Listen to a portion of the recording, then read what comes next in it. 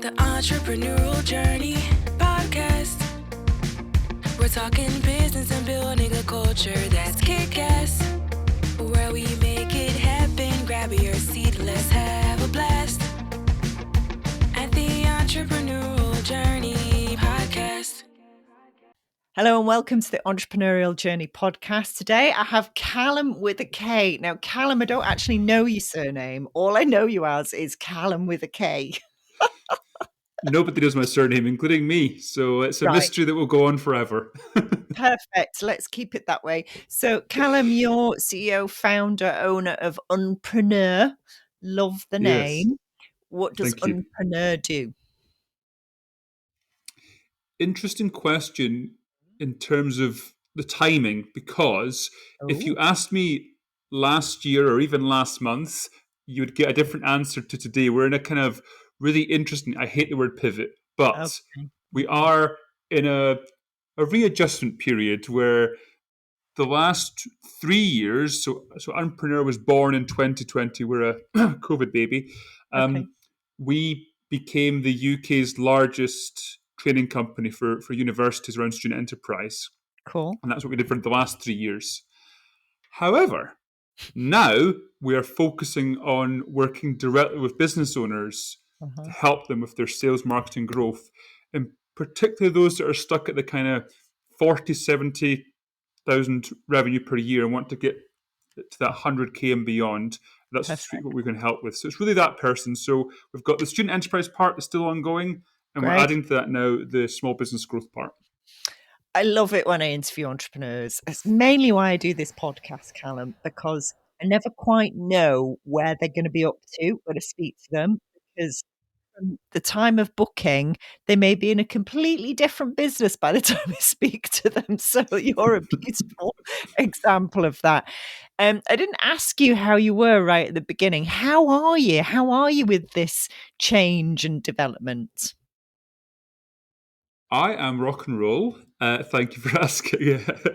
And I hope you are too. In terms of the change, very excited.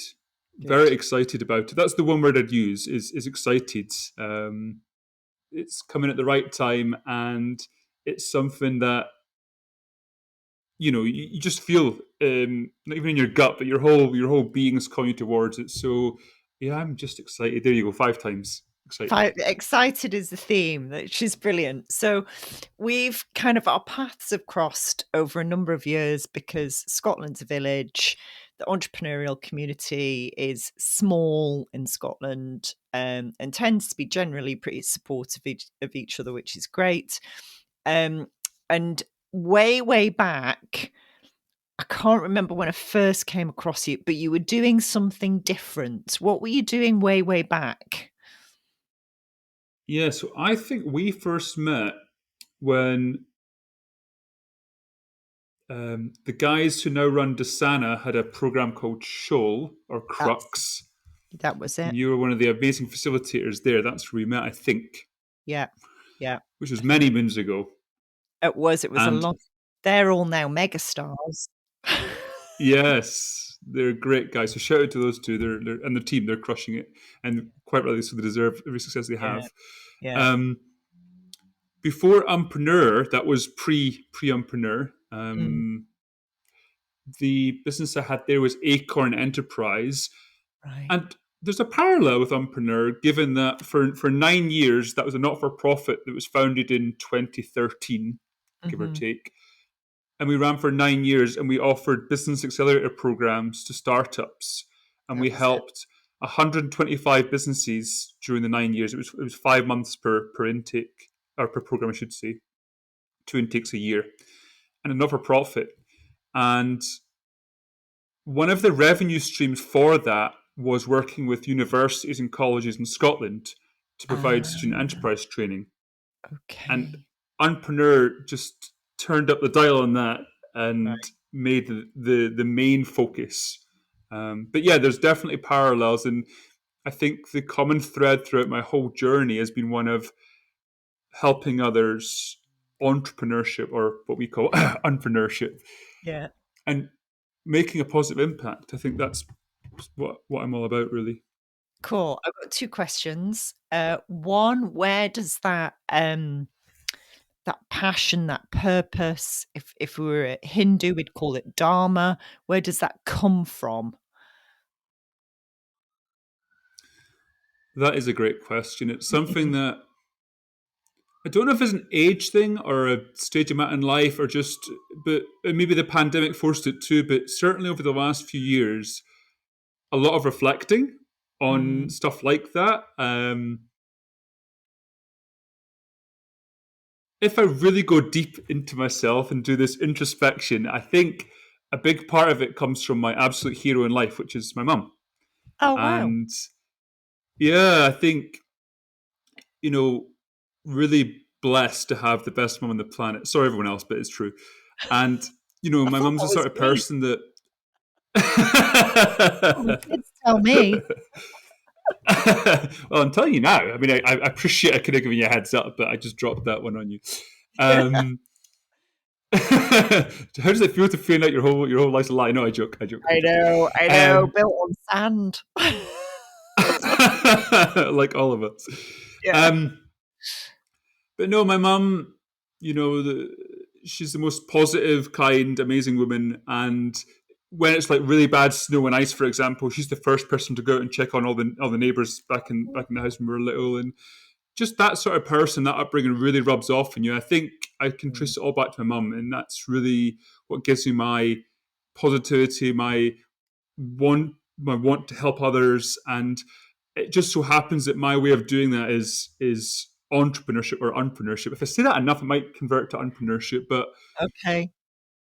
yeah, Yeah, that's lovely. I think that's amazing. Oh, let's hear it from the mums because it is nearly Mother's Day here in yeah, the UK. It's different in the US. I think they have theirs in May. And obviously, it's International Women's Day on Friday. So, well timed shout out for the mums, yeah, definitely. for sure. So, okay, I've got to ask Unpreneur, what does it mean? Where did that come from? It's a bit. This is like a cop out answer, but then I might give you the real answer. But Right. it's a bit like a piece of art or a song. Mm, I have my own meaning for it, but it's almost up to the listener or the viewer to interpret it in their own way. And okay. I remember the very quick origin story is the brand has been around for longer than Unpreneur's been a company. And by that I mean we always intended Unpreneur to be the next step of Acorn, so that Oh, when people left the not-for-profit free program, they would go into Unpreneur to level up, and that would be a paid-for service. right. And there was always that idea of having that be part of the journey. It didn't work out for, well, life, but I Yeah. always had the brand and always liked it. And the whole origin story is my idea was to have this really fun skit at Acorn whereby completely deadpan somebody would give really bad business advice, and Right. the sort of tag at the end would be don't listen to them, they're an unpreneur, for the real advice come to Acorn Enterprise. So it's kind of meant to be a playful kind of vibe thing, but I also had the domain with a really strong brand. And then when it came to launching a new vehicle, which we took Acorn as far as we could, I was like, it's got to be Unpreneur. It's just, I mean, and I spoke to enough folk, and enough people told me it's a great idea and it's a bad idea. I was like, right, we're onto something, because Yeah. Acorn was always, it was what it was. Really proud of it, but it was very vanilla and felt very Yeah. dated and generic. Yeah. Yeah. Whereas Very safe. Unpreneur is like, yes, exactly, safe is the word. You're absolutely right. Whereas Unpreneur is deliberately provocative and a bit rebellious and a bit, it's a challenger brand, really, in its truest sense. So I think, yeah, it's like, because people always say to me like, un such an it's a negative prefix. I know English. Why would you choose an anything that's a positive? But then you say, well, by luck or by some sort of foresight, there are so many great words we can use in our marketing that are positive, Mm. like understand, unique, unquestionable. Like you can put a positive spin. So for us, it's like in one sentence, which I realize I'm rambling now, which is what I always do, but Unpreneur, I know, we're just even to get started. Unpreneur is the business support I wish I had when I first launched my business as a graduate. And by that, I mean no BS, no jargon, no fluff, just tells you what you need to know to start and grow a business. And that has not changed. Yeah, good. So that is Unpreneur. Perfect. I love it. I love it. It's no BS. You know what you're going to get. It's sound advice. Yes. I love that. I mean, our whole business is built on complete lack of BS and just simplicity. Awesome. So our coaches are trained to work with bigger businesses. So our sweet spot is more like getting from the 1 million to the 2.5 million to the 5 million. But some of our coaches work with the micro businesses. We have one program that's really good for micro businesses called Cresco. And you're right, at that very, very early stage, there's so much you don't know that you don't know, that it's got to be, you can't be doing fancy analysis and blah blah blah. You've got to just get the basics in place, which I love. I think that's great. Totally. Now, tell me this, Kallum. We have a whole range of listeners for our podcast. Our little analytics tell us our demographic is changing. It's getting younger. So I'm very excited about that. Ooh. I know. It's because we're on YouTube. Yeah, the people at universities that you've been working with over the past 3 years, what's the sense of what they're looking forward to, and what's their vibe?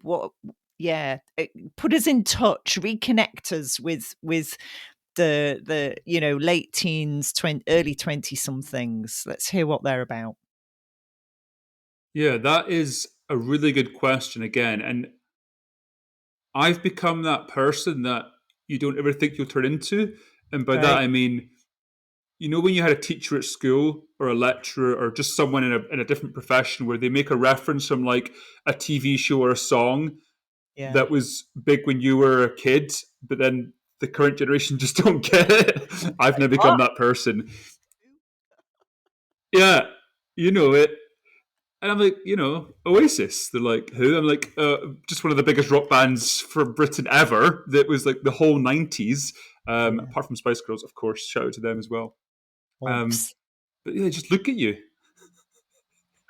It's just like, yeah. So I've become that person. So I'm trying very hard myself to get back in touch. But I think on a serious point, they are concerned about the environment, as I think most of us are now, but particularly concerned about the environment, really concerned about purpose, which again, we hear a lot about, I know, in the rhetoric, but they're really concerned about it.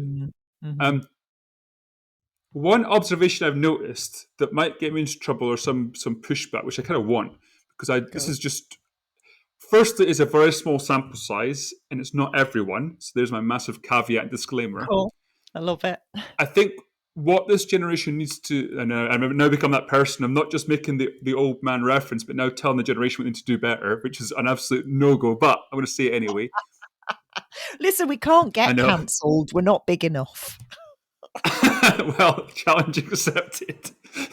I think there is a bit of a lack of fire in certain parts of this population, and I think a part of that is I don't think it's laziness. I think that's an easy cop out. I don't think it's laziness. I'm not sure if it's misguidedness or if it's whatever else. Like, I think the passion is latent, whereas I think that's the difference. Is when I was at university or wherever else, there was just that kind of that fire, and I think naturally business owners kind of have that anyway. I mean, there's obviously those that have got a business due to necessity, but I think for most people you have to have that. So I've been skewed perhaps in the last 10 years that everyone thinks that way. So when I'm taken out of that population, I'm like, oh, there's a disconnect here. But what even I hear from staff at universities is there's just not that fire. They don't ask questions as much, but they do ask a lot of the service. So they do question things, but not always in the most helpful way. So I think and there's that sense of entitlement a little bit as well. So there you go. I've asked a big question. So I think there's a positive, so that they care about the environment, they care about purpose. There is the fire, but I think it's buried deep. And in the right context, I mean, very quick example. I gave a workshop last week to one of our university customers. I was warned by the staff that they're a very shy group. It was a virtual one. They'll have their cameras off. It was a 3-hour session, which is a long time to speak at people with webcams off. Yeah, And that's I just said to them, look, no, it's not. Sorry, I keep speaking over you because there's a bit of a delay, not between my brain and my mouth, but the internet. But yeah, they warned me, and literally the first 5 minutes, I was like, right, okay, put your cameras on, please. Let's have some fun. And I kind of broke down the barriers. We were just like, and instantly within the first 10 minutes, everybody was engaged. So I think, yes, it's easy to write off the generations being lazy or whatever else, but I think they have to be in the right context. And there is a definite hangover still from the pandemic in education and elsewhere that hasn't been dealt with properly by the educators. I think it's unfair to blame the students, but they have got a part to play in it. So that's my rounded way of saying it all. Yeah, do you know, I agree with you. It's almost as though they're waiting for permission to do something. Yes, that's it. That's it, Rebecca. That's exactly it. Yeah, that's exactly what I've observed. The minute you give them permission, they're like, "Oh, can I do that?" You're like, "Yeah, of course you can." Yeah. On you exactly go. it. Fill your boots. And they're like, "Oh, okay." And then they suddenly come to life. And Yes. it's like, yeah, you are in there. It's and you're absolutely right in that 2-year period where everybody went inside, they've not come outside yet. They've not come out of their shells yet, because you're absolutely right. The educators or wherever they're hanging out at the moment have not said, it's okay to ask, don't you? It's okay to do this, don't you? And I think that's because it was such a draconian period of time where we were told, we were told we could only have an hour's exercise a day, that in those formative years, that does something to your head. It's like, I can't move. Yeah. I can't even exercise until Big Brother tells me I can. And we haven't unpicked that. However, they're young and their brains are elastic, so we can unpick it quickly, Kallum. And I appreciate that being on brand for Unpreneur. Another positive unword, unpick. But I agree with you entirely. You're absolutely right. Yeah, cool. Okay, so what was really interesting, I was one of my hobbies is learning to read tarot. Okay, because it's very different to my day job. It's fascinating. And I was sat next to, I'm like old enough to be everybody's mother/grandma in the group. It's hilarious. But I was sat next to a young woman who's about to graduate, and she just fitted that description perfectly. She said she's doing film and media. She said, "Oh, I don't know whether I'll get a job in film and media." I went, "You live in an age where you could just do it yourself. You don't actually need to get a job because you are of the generation that if you want to create a film, you just create a film and put it out there." We've never had that ever in our entire lives. Yeah. The media has always been a closely guarded and ring-fenced thing, only available to the higher echelons of society, but it's now available to absolutely everybody. And she went, "Oh, yeah, I could." It's like, come on, woman, get out there, do it. Totally.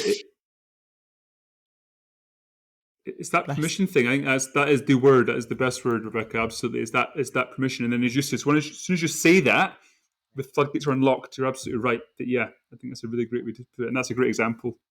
Yeah, right. So we're keeping the university stuff, Kallum, which is awesome, really important, much needed. Yes. And then you're adding to the, I guess we'd call them micro businesses that want to get them to small businesses. Sure. Global reach, UK wide. What's your plans? Yeah, I mean, Unpreneur, when we first started in the university space in 2020, the plan was Scotland, but very quickly we ended up working with 31 universities across the UK in 3 years, which is Great. mad. I mean, that's almost a quarter of the universities in the country. Brilliant. It's great. And thank you. Thank you. And weirdly, we do very little in Scotland. We do most of our work not in Scotland. We've worked with, I love saying this, 100% of the universities in Northern Ireland, Wow. both of them. There's two.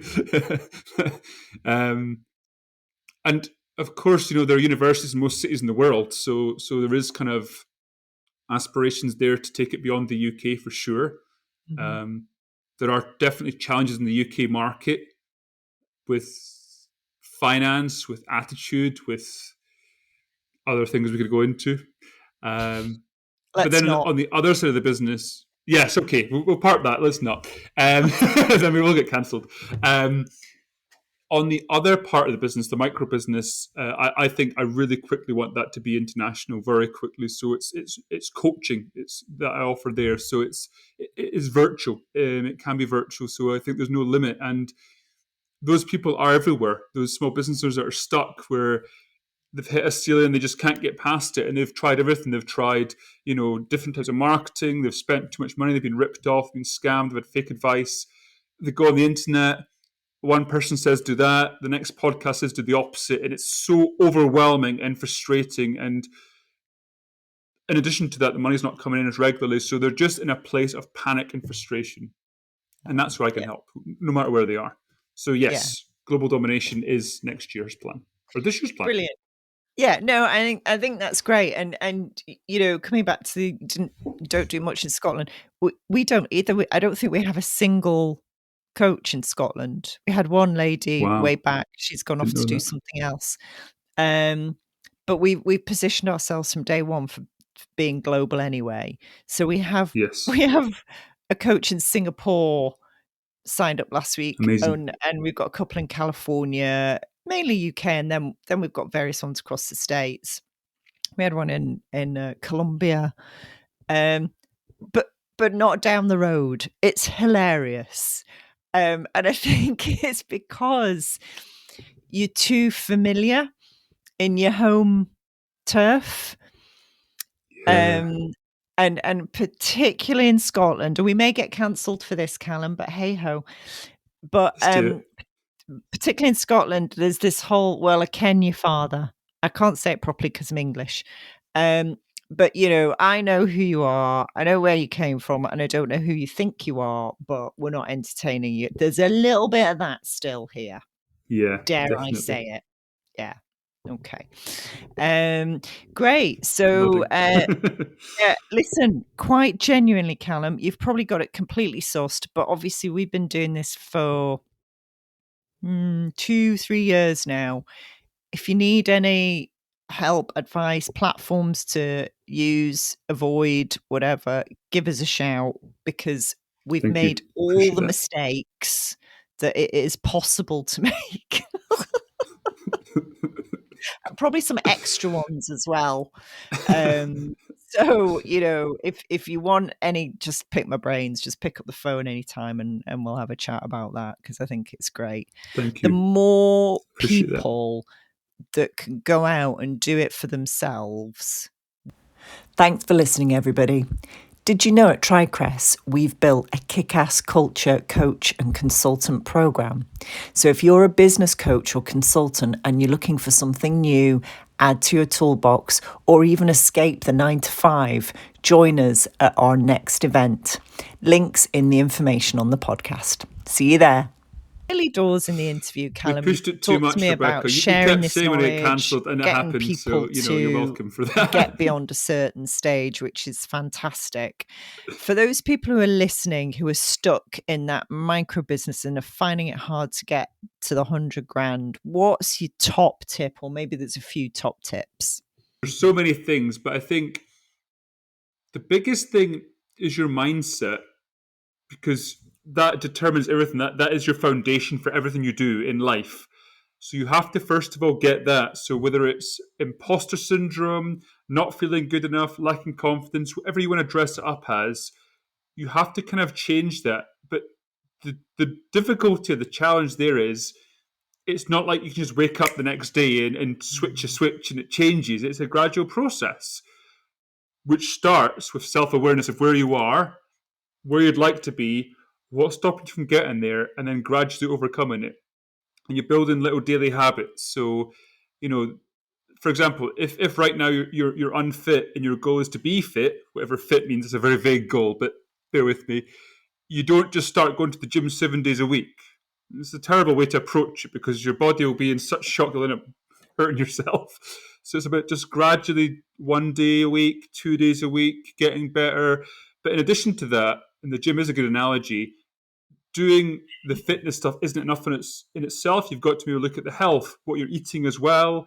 You've got to look at maybe geeking up on some of this stuff.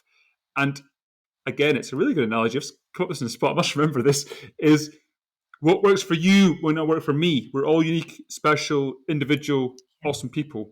So it's about understanding yourself, your own situation. And I think the biggest thing we're all guilty of, no matter what stage you're at in business, is comparison. And it's the worst thing you can do. Especially when you compare yourself with others that are further ahead and in different industries, and also like stuff that worked in the past, because that might not work anymore. I mean, look at hospitality right now; it's on its knees, and what might have been a great business 10 years ago is sadly not now, through no fault of their own. The owners have to evolve with the times, and that starts with your mindset. So I think the biggest thing is get clear who you are, what are your own barriers, and then just start to work on yourself gradually. And I know that's not like the most practical answer, but I think it's absolutely everything true. stems from mindset, like everything. The game changer. A really great phrase I heard is like, over the how years, you do been a few something game is changes, how you and there do will everything. be for you as well, And it all Kallum. stems Game from changer mindset. for me was learning NLP and then teaching other people NLP, because that creates change really quickly and it's good fun. And the other one for me was a longer one, which speaks to that building habits. And I realized a few years ago I had to change my self-image. So the image I had of myself was not what other people saw. So the way I changed that was to actually create the self-image I wanted, repeat it every day out loud, record it, play it to myself, and write it out every day for 6 months until you kid your brain to go in, well, that's my new self-image. That's it. And since I did that work, I think that was 2017, 2018, not look back, just not look back at all. And that whole thing, don't compare yourself to others. Yoga has helped me with that, which is the yoga teacher always says, do your own practice, don't do your neighbor's practice. Brilliant. And you're like, yeah, I know, it's great, isn't it? And so many people don't think you have to be, special or unique or have a special talent or have gone to a special school or a special university or done a special degree, or you're like, no, you don't. Because like you said, Kallum, because you've started this business, you are unique enough yourself. You will bring something to whatever it is you're doing that nobody else can possibly bring, because it's you doing it. And that's the special bit. It's packed inside you. It's never in an external stuff. Absolutely nailed it. Yeah. That's exactly it. I think we really work with the business owners we work with to help them put themselves in their marketing more, which there's a lot of resistance for the reasons we just mentioned and other stuff. But you're right, it's the only true differentiator in business really, is to be yourself. And it is the best filter. I've had in the past, Kallum, you're too loud, you're too much, you're too annoying. And they're absolutely right, I am. And for others, it's the same reason why they would hire me. And it's you've got to be yourself, and it's the best filter. And I really learned that going from Acorn Enterprise to Unpreneur, and how I changed from being, I was never Kallum with a C, but like Kallum, just Kallum, to Kallum with a K. It's a different, I think, it's just that it's called a unique selling point for a reason. So you have to put yourself into it a lot more, because there's 1,000,001 graphic designers out there. People still need graphics done, but there's only one you. So again, with your passion, your knowledge, your personal story, and that's why when we speak and coach people, we say in their marketing, we're not saying like expose everything about them to the whole world for judgment or whatever else, but we're saying whatever you feel comfortable with to build a rapport with someone, whether it's your adventure, your mistakes, your achievements, what you like doing outside of work. You mentioned yoga. I know you're learning Spanish, Rebecca, as well. I'm learning German. So it's just giving people... Don't. I'm not fluent, okay? I can order a so beer confident and some there. wine. All right. Which are the essentials. Ich spreche ein Yeah, bisschen you're Deutsch, right. es tut mir leid. People think I'm a mouthy Mancunian and I'm really opinionated and I swear too much, and they would be right. And some people love that, all you need to do. and some people hate it, and that's absolutely okay. Right, Kallum, I could talk to you for hours. There's so much more we could cover, but we'll do it offline. If your business had had a personality, or I know what I was going to say before I asked that one. Daniel Priestley, I heard him interviewed on the Diary of the CEO. I don't normally listen to that, but I listen to Daniel Priestley because I have a lot of time for him. He said, and this really helps my coaches, he said, it's not about look at me, it's about look at this. And that he talks about that when you're building your personal brand, and I think that's really useful. Anyway, if your business had a personality or a character, Kallum, how would you describe it, or even who would it be? It's such a good question. I have never been asked it before. I love that. Yes. Right. If it was a person, it's got to be Billy Idol, who's like apart from my mum, my other biggest hero. And his backstory is so fascinating. Like, if you're familiar with his punk rock band Generation X, which he had before he broke off, he took like the biggest risk ever. He had a pretty good, amazing. I love that you know that. It's awesome. Like, there are so many people now that are like, Generation Who? I'm like, oh man, come on. So I'm speaking to kindred spirit, which I knew anyway, Rebecca, but sorry, no, you've got up even higher, which I didn't think was possible. You have. But if you've seen him back in the day, I'll be very jealous, by the way, and this interview's over. I'll just have to leave now. But he was in the punk rock band Generation X. They had 3 albums. They did... Oh. We can all dream. There's YouTube. But he was in the band Generation X, and they had 3 albums. They achieved some good success. They're on top of the pops. They had, a record deal. And then he just reached a point where he was like, I can't see this band going anymore. I want to do my own things. I want my own freedom, my own autonomy. I'm going to do my own thing. And he literally didn't just leave his band. He left his country, moved from London to New York, and was absolutely skint and risked it all where no one knew who he was. And I just find that so inspiring, that someone who bets on themselves so much when they had something pretty good can be like, you know what? I really believe in myself enough that I don't want to make Generation X music forever. I want to make Billy Idol music. And what I also love about Billy Idol is he takes inspiration from everywhere. He's got country songs, blues, rock, punk. Like, it's such a unique. He's so hard to pigeonhole, and every album's different. And Kallum, with he's 68 and still going. And I've been lucky to see him 4 times live, and he is just the most charismatic frontman I've ever seen in my life. Thank you. Thank you, Rebecca. Great chat. If you love the entrepreneurial journey, how about subscribing and giving us a 5-star review? Wherever you get your podcasts, follow or subscribe and give us a positive review so more entrepreneurs out there don't need to feel alone. Thanks. Thanks for listening, everybody. Did you know at TriCrest, we've built a kick-ass culture, coach and consultant program?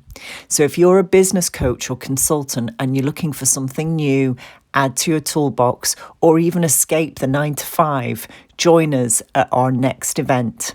Links in the information on the podcast. See you there. The Entrepreneurial Journey podcast. We're talking business and building a culture that's kick-ass. Where we make it happen, grab your seat, let's have a blast. At the Unpreneur